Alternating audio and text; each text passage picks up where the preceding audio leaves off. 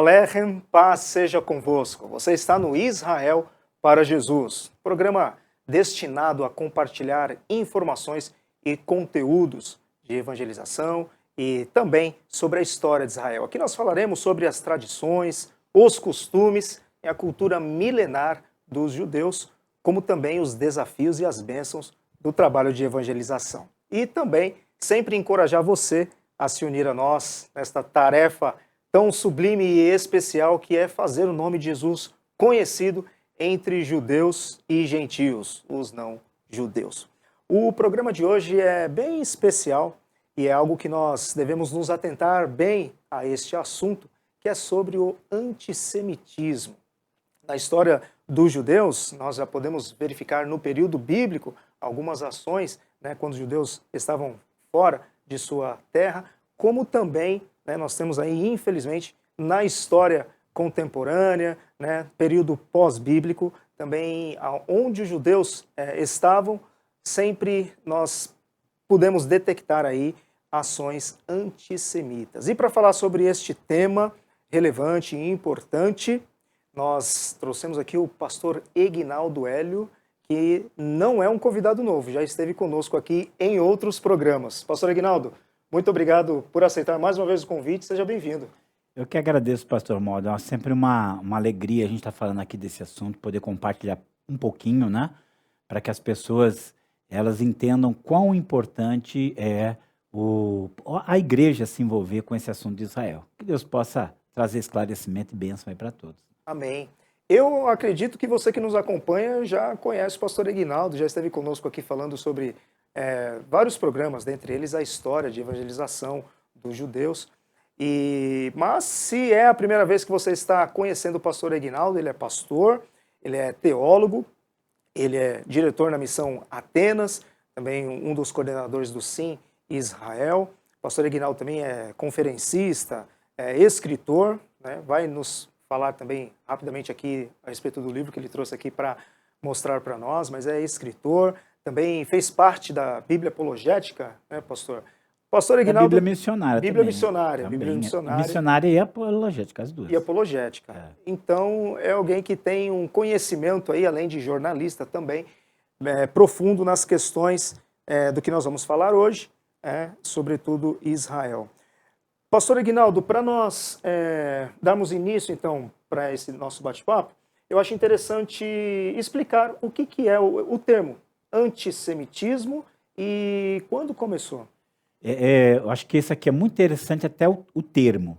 Antissemitismo, a gente usa essa palavra para expressar o ódio, a aversão aos judeus. Mas a gente fala hoje que ele é um termo impreciso. Por quê? Porque a origem do termo anti, que é contra, semitismo, vem de Sem. Por quê? Porque nós sabemos, Noé teve os 3 filhos, Sem, Cã e Jafé, e os judeus, eles vieram da corrente de Sem, Então, são descendentes de Sem, por isso antissemitas. Mas qual é a questão que fica aqui, talvez um pouco encoberta? Porque você não percebe ao longo da história um ódio, uma aversão, uma agressão a qualquer tipo de semita. Mas a gente percebe um ódio persistente, principalmente aos judeus. O árabe, ele também é semita, mas você não percebe a mesma aversão, o mesmo ódio. Inclusive, alguns acham que o termo correto, no lugar de antissemitismo, seria antijudaísmo. Esse termo começa a ser usado, é um autor que usa lá no século XIX, e a partir de então o termo se populariza, Então, todas as vezes que se fala antissemitismo, o que se quer dizer é um certo sentimento, uma certa atitude em relação aos judeus, não aos semitas de uma maneira completa. Agora, vamos lembrar que, embora o termo seja relativamente recente, o sentimento, a ação, já vem lá de trás. É só você ler o livro de Esther que você já percebe, Exatamente. Antes de nós entrarmos nas causas e nos motivos, que são vários, seria interessante também, pastor, trazer a definição. Temos um outro termo também que é antisionismo. O que seria o antisionismo? Aí eu acho que até o antisionismo ele é hoje um antissemitismo disfarçado. O que que acontece? Sionismo é aquele movimento que começa no século XIX, com Theodor Herzl, que pretendia que o povo judeu se restabelecesse de novo na sua terra e se tornasse um Estado outra vez. Então, esse é o movimento sionista. É que os judeus voltem para sua terra e tenham seu próprio Estado. E que continua porque os judeus continuam sendo motivados a voltar, né, para Israel. Mas só que hoje você acaba tendo um novo tipo de antissemitismo que não, eu não tenho nada contra o povo judeu, mas eu tenho contra o Estado de Israel. E isso é óbvio que é uma maneira de mascarar essa coisa que já vem de longe, que é o antissemitismo. É como se dissesse assim, eu não tenho nada contra os brasileiros, mas o Brasil a gente tem que repreender, negar, né? Então, mais ou menos por aí. Perfeito. E, pastor, houve alguma causa, algo lógico que pudéssemos assim demarcar? Foi por conta de um ato, de algum momento na história que os judeus fez alguma coisa para que surgisse essa questão? Existe algo racional? Qual as causas? Vamos dizer assim, né? Você tem vários motivos alegados, né? Ou, digamos assim, apresentados. Eu tinha uma pessoa que ele falava assim, explica, mas não justifica, né? Então, é mais ou menos o que você tem aí. É muito interessante, porque alguns judeus, eles querem fugir de um vitimismo, eles não gostam, né? E alguns judeus, inclusive, tem um livro muito interessante, que é escrito por uma judia muito famosa, a filósofa Hannah Arendt, e ela tem um livro chamado Raízes do Totalitarismo. E nesse livro, ela procura explicar o ódio aos judeus, né? Então, mais ou menos, eu procuro dar um motivo lógico. O grande problema, pastor Romualdo, é que quando você vai vendo, ele é mutável. Às vezes esse ódio é por isso, às vezes é por aquilo, às vezes é por aquilo outro, às vezes é por aquilo. Então, cada hora você vai ter um. Eu vou chegar. Até é bom falar aqui, né? Vamos falar algo lá do final, talvez o último e mais famoso, a mais famosa alegação. A gente pensa assim que a gente conhece o ódio aos judeus por aquele período nazista que a gente chama de Holocausto. Mas, na verdade, não começou ali. Ali pode ter sido até, digamos assim, uma manifestação muito singular de ódio aos judeus. Mas não começou ali. Aquilo já era um ponto culminante de algo inexplicável que vai acontecer por toda a história. Vamos pegar aqui, só para a gente, ainda nós somos bíblicos, né? Mas acho que o melhor livro que representa isso é o de Esther. E qual foi a alegação do Amã? O Amã chega para o rei e fala assim, rei, tem entre o teu reino espalhado um povo cuja lei é diferente de todos os outros povos e que não segue as nossas leis, rei. Então ali ele fez uma fofoca, ele fez um negócio, mas qual era a razão dele ali? É que ele ficou com raiva do Mardoqueu, o Mordecai, que não se curvou para ele. Então ele arrumou uma razão para um ato, foi assim, não é o primeiro ato antissemita da história, que teve outras tentativas antes, mas foi assim, a solução final que queria se dar ali, e a gente entender, então a coisa já começa ali. E era exterminar o povo mesmo, né? Crianças, jovens, Todo idosos, mundo. todo mundo. E pensar, qual uma razão? Ele não se curvou para mim. Qual a alegação? Eles não a lei deles é diferente, são diferentes, aí não pode ficar aí. Mas aí você vai entrar na história e você vai ver vários motivos.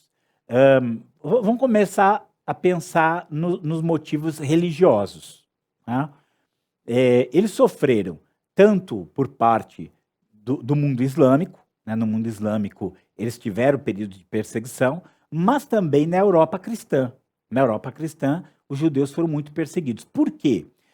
A gente pensar, não é uma coisa que a gente tem muito na mente, mas antigamente a religião era algo do povo. Então, nós aqui europeus, nós somos cristãos e vocês têm que ser cristão também. Só que o judeu, ele dizia, não, eu tenho a minha religião, não vou me mover na minha religião. Então, houve várias tentativas ao longo da história de forçá-los à conversão. Mas, na maioria das vezes, eles resistiram.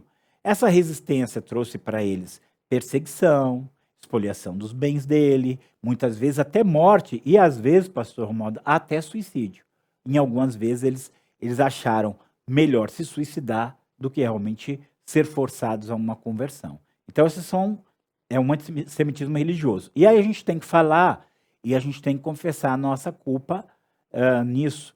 O cristianismo foi uma fé que perseguiu de maneira muito intensa os judeus. Digamos assim que o antissemitismo cristão, ele foi muito forte na história, se ainda não é. Você percebe muito assim, muito ainda forte em vários lugares. Mas por quê? Não, nós somos cristãos judeus. Aí só para vocês saberem, um pregador, um bom pregador até um homem de Deus, não estou dizendo que ele não era, muitos eram, que fizeram declarações anti-judaicas, mas uma das declarações mais fortes era de um pregador chamado João Crisóstomo. O que ele fala? Ele faz um sermão, e ele era um muito bom pregador, condenando os judeus, e ele cunha um termo, ele cria um termo, que é deicida. O que é deicida? É assassino de Deus. E isso foi, ao longo do tempo, um veneno, porque os cristãos olhavam para os judeus e olha lá, assassino de Deus, mataram Deus, mataram Deus. Então é um conceito assim teológico tão longe, né, da verdade, que a gente até se espanta. E eu falo, isso permanece até hoje. Uma ocasião falando de judeus, estava num grupo assim, um pastor, ele me faz a seguinte pergunta: pastor, mas não foram os judeus que mataram Jesus? Eu respondi na mesma hora: não, foram os meus pecados. No mínimo você vai falar, ele morreu pelos meus pecados. Os fatores históricos é outra história, mas que a razão estava em mim, em você e no mundo inteiro estava, né? Então, mas só que fica aquela nódoa, né? Foram eles que mataram. É até curioso, pastor Romualdo, você conversa com as pessoas e eles vão citar aquela passagem, quando eles gritam lá, o seu sangue caia sobre nós, nossos filhos. Exato. Aí o pessoal fala, tá vendo? É por isso que sofreram e tudo mais. Aí nós precisamos pensar o seguinte, aquelas pessoas falaram isso. Se elas foram punidas por aquilo que elas falaram, é uma coisa. Mas quem disse que eles representavam todos os judeus? Aí a ideia, assim, a gente, às vezes, a nossa explicação, assim, os judeus rejeitaram Jesus. Num sentido sim, num sentido não. Qual o sentido que sim? Ele era o Messias de Israel, descendente de Davi, ele tinha que reinar sobre tudo. Agora, num sentido não. Por quê? Porque os primeiros convertidos, em sua grande maioria, e eram milhares, a Bíblia fala, eles eram judeus. Então, eles não rejeitaram. Pedro não rejeitou, Paulo não rejeitou, Barnabé não rejeitou, os 120 do dia de Pentecostes também não rejeitaram, os 3.000 que se converteram também não, no capítulo 2, os 5.000 que se converteram no capítulo 3 também não. Então, teve milhares de judeus que não rejeitaram. Você não pode querer pegar aquele grupinho, como se aquele grupinho representasse todos os judeus. Essa não é verdade. Por outro lado também, pastor, a gente pode dizer que todos esses acontecimentos contra o povo de Israel têm uma certa ligação também com Deuteronômio 28, porque eles decidiram tomar um caminho contrário ao que Deus colocou. Deus colocou as bênçãos e as maldições, né? E tem a lista lá, se me seguir os meus caminhos, os meus estatutos, segundo as minhas leis, vai acontecer essa série de bênçãos. Se não, vai ter também uma série de maldições. Como a gente concilia essas duas coisas? Muito boa colocação sua. Vou dizer como que a gente reconcilia olhando para a própria Bíblia. Por exemplo, se você olhar para a própria Bíblia, o rei da Babilônia, ele puniu Israel como uma ação divina. Eles eram instrumentos do juízo divino sobre Israel. Só que, ao mesmo tempo, Deus vai lá e Deus repreende os babilônios por causa da forma como eles fizeram aquilo. Né? Ou seja, eles não foram isentos da culpa pela forma como eles fizeram, pela intensidade como eles fizeram. Então, é aquela velha, digamos, como eu posso chamar isso aqui, né? A responsabilidade humana e a ação divina, né? Então, Deus não inocentou eles, não. Deus não inocentou os babilônios, não. Ao mesmo tempo que falou que era o instrumento de juízo sobre eles que eles tinham que submeter. Então, é mais ou menos a mesma coisa. Deus vai avaliar, porque as maldades que foram feitas não foram feitas dizendo assim, eu vou ser instrumento de Deus. Não, foi feito realmente com ódio. Aí, só para você entender, as causas alegadas religiosas eram uma. Você não quer se converter? Então, vão sofrer por isso.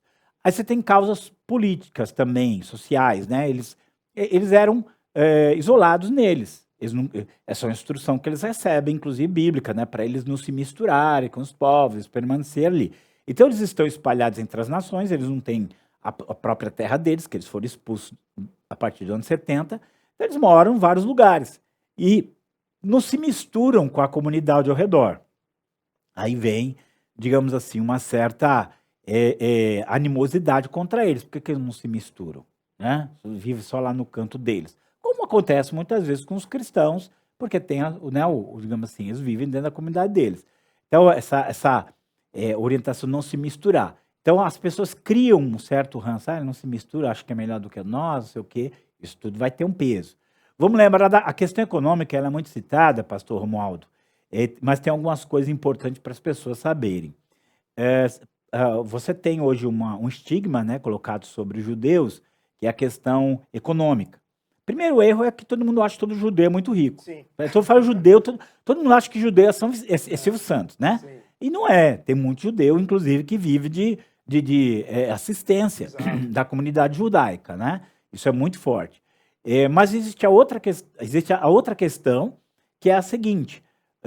Eles foram trabalhar em áreas que ninguém queria.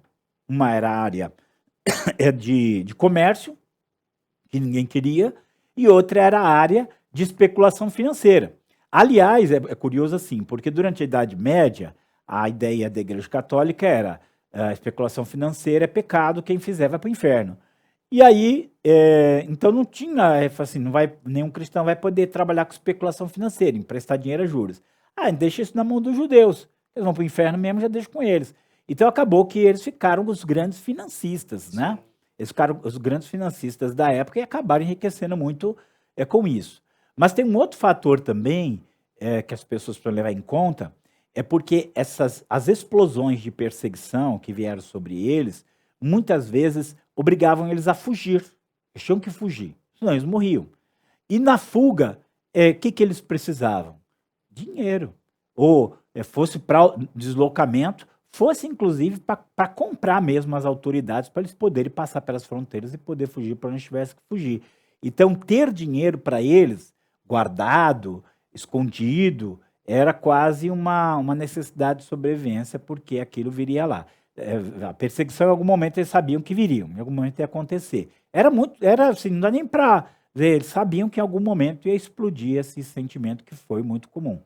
Tem um filme interessante, quem quiser ver, inclusive inspirado na obra de Shakespeare, né, que é O Mercador de Veneza, que é um filme que até muito, assim, muito interessante filme, é muito bonito filme, que tem um judeu, que faz o papel Al Pacino, e o Shiloh, né, e mostra toda essa coisa do dinheiro, né, que era o estigma que o judeu carregava, mas essa questão econômica estava lá. E aí é onde entrava, porque a hora que você precisa de dinheiro, de onde é que você vai arrumar? Persegue o judeu. Até fala assim, na questão da Inquisição Espanhola, e que a Inquisição Espanhola eram os reis de Isabel de Castela e o Fernando de Aragão, casaram, católicos, e eles queriam expulsar os muçulmanos, os mouros, né, os mouros ali do sul da Península Ibérica. E precisaria de dinheiro. Onde vão mais dinheiro? Com a Inquisição. Por quê? Porque a Inquisição era o seguinte, o mínimo que a pessoa tem é a expoliação dos bens. Uma parte ia para a Inquisição, uma parte para a coroa. Então era vantagem. Quem é que ia ser o alvo? Os judeus, porque eles tinham dinheiro. Muitas vezes esse foi o caminho. Então acabou havendo essa questão. Então, e aí também é muito importante, que você fez a pergunta, né? As razões são muitas, que o pessoal fala assim, o Hitler perseguiu os judeus só por causa do dinheiro. Porque tinham dinheiro para poder fazer a guerra. Né? Segundo dizem, você precisa de 3 coisas para fazer guerra. Dinheiro, dinheiro, dinheiro. Né? E ele precisa de dinheiro, e sabia que os judeus tinham. Só que isso não justifica, pastor Romualdo, porque ele perseguiu todos, inclusive judeus pobres. Que não tinha recurso. Fala assim, você vai ver a história lá da Anne Frank. Ela, o que era? Eram pessoas sempre estão morando, estão lá escondidas no armazém, sempre você mobiliza uma operação militar para prender o pessoal que está escondido lá, passando fome no sótão, né? Não tem essa explicação. Então, tem a econômica, tem essa social, tem a religiosa, você tem a supersticiosa. Essa, assim, é impressionante. Tinha uma lenda, lenda mesmo, né, que diz que os judeus, eles, na época da Páscoa deles, né, da peça, eles matavam os cristãos para usar o sangue dele para fazer o pão da Páscoa. né?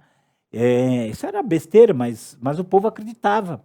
E teve muito caso, assim, na Europa, que, vamos supor, naquele período sumiu uma criança. Pronto, foram os judeus.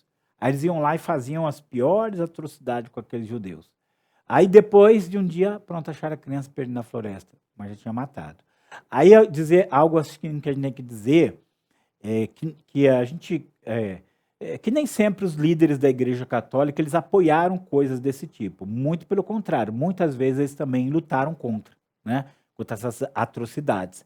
Mas o povo, a questão popular era muito grande. O povo dava aquela histeria neles e eles saíam matando os judeus. O pastor comentou a respeito de Hitler, né? Hum, Tem até essa questão religiosa. é. E tem testemunho dos judeus dizendo, né, que os soldados nazistas, nós estamos falando isso por conta de vocês terem matado Cristo, como se eles fossem um instrumento de Deus para castigá-los, coisa que não foi, que justifica, né, uma justificativa.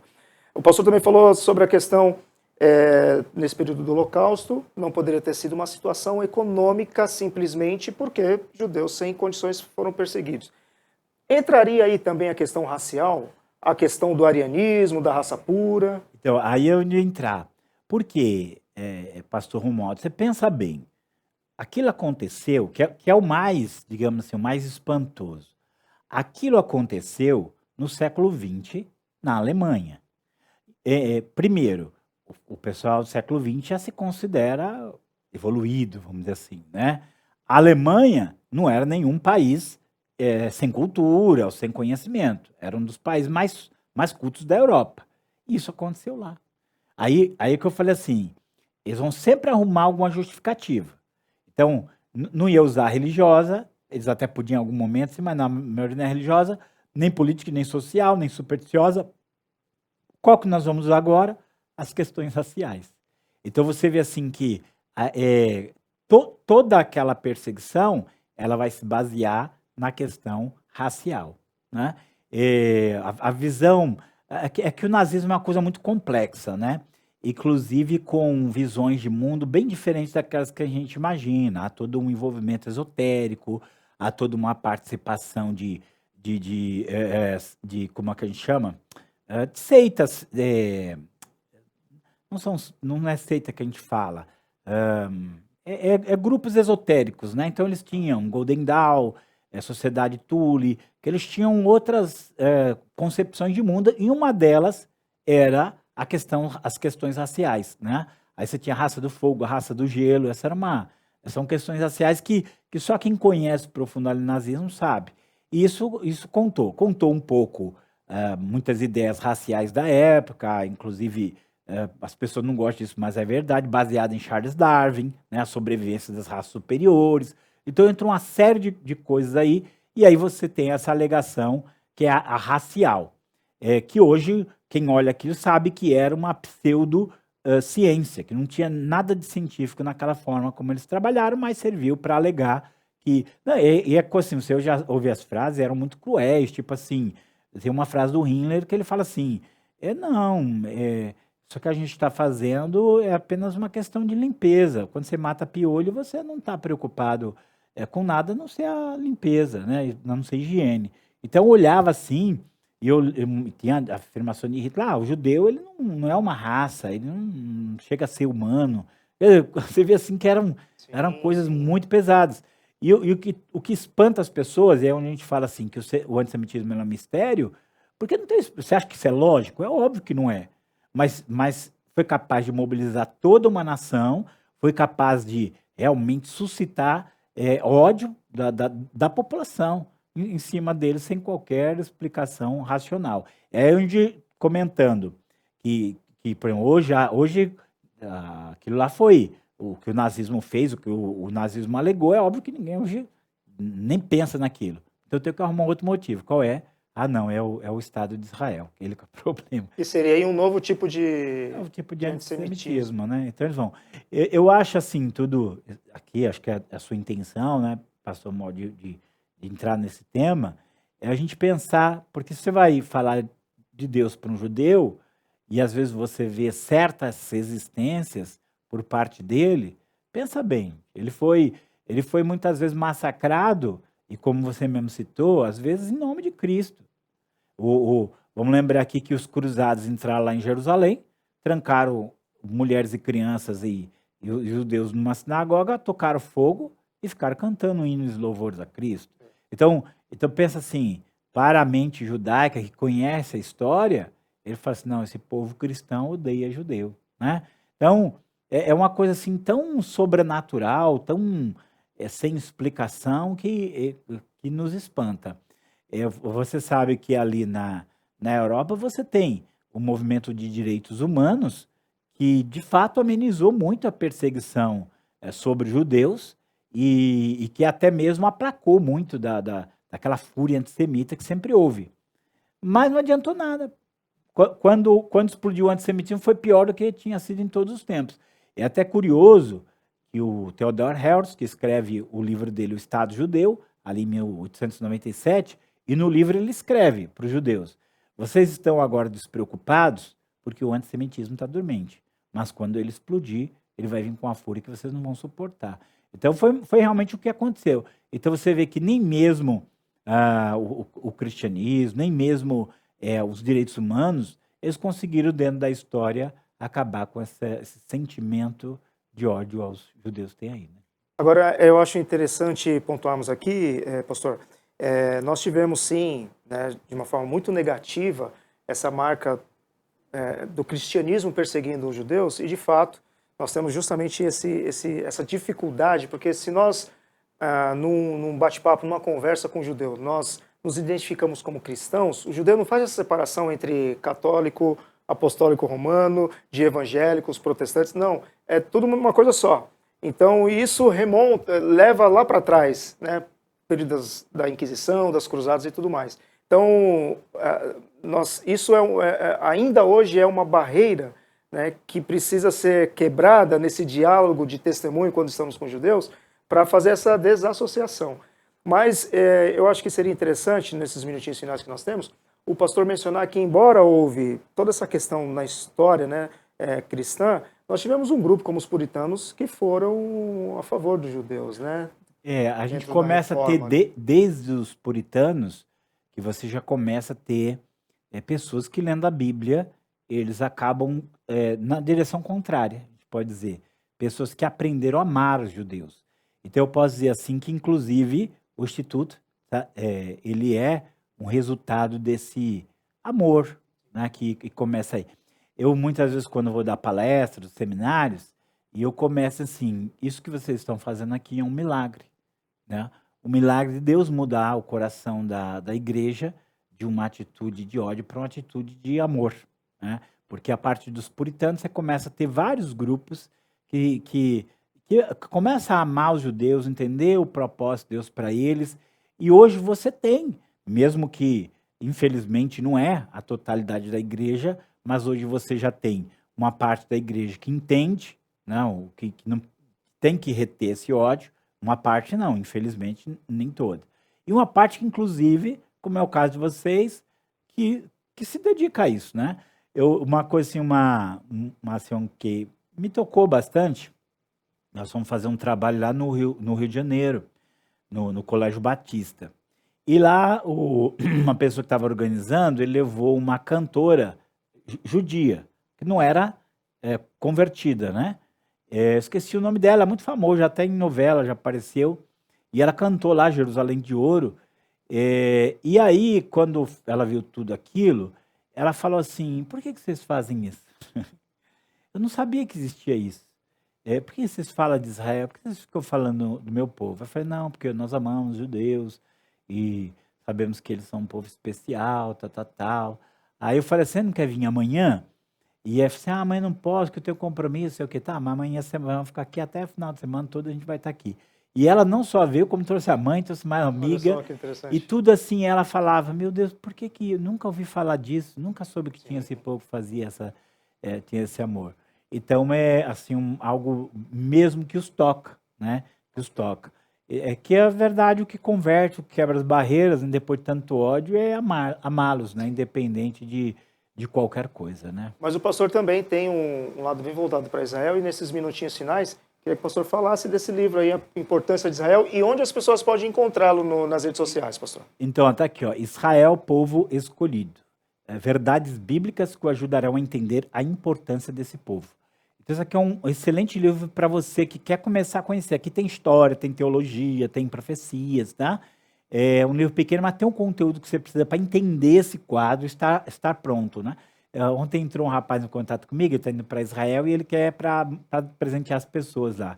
E ele falou assim, olha, o livro para mim foi muito bom, porque eu pude começar a entender e as pessoas vão começar a entender. Porque não fazer uma coisa sem entendimento, né? O amor é um resultado do nosso conhecimento e entendimento. Se você quiser adquirir, você vai entrar lá na minha loja virtual, lojamissãoatenas.com.br. lojamissãoatenas.com.br, não sei se vão colocar aí, mas você também pode entrar em contato comigo, ver minhas redes aí, entre em contato. Vale a pena você ler e começar a trabalhar esse aspecto da revelação bíblica, né, que é a importância do povo de Deus. Maravilha. Já acabou, já? Muito bom. Aqui é assunto para vários programas, assunto para livros, né, pastor? Pastor Aguinaldo, muito obrigado mais uma vez por enriquecer o nosso programa, trazendo esses conteúdos profundos, ainda num tempo curto, mas que já nos traz bastante elucidação e falando sobre esse tema que é importante, relevante e pensarmos bastante sobre isso. Obrigado por participar mais uma vez conosco aqui. Eu que agradeço, pastor Moda, é sempre uma alegria, que Deus abençoe esse trabalho. Amém. E quero agradecer a vocês que estiveram conosco até o final deste programa. Um grande abraço e até o próximo.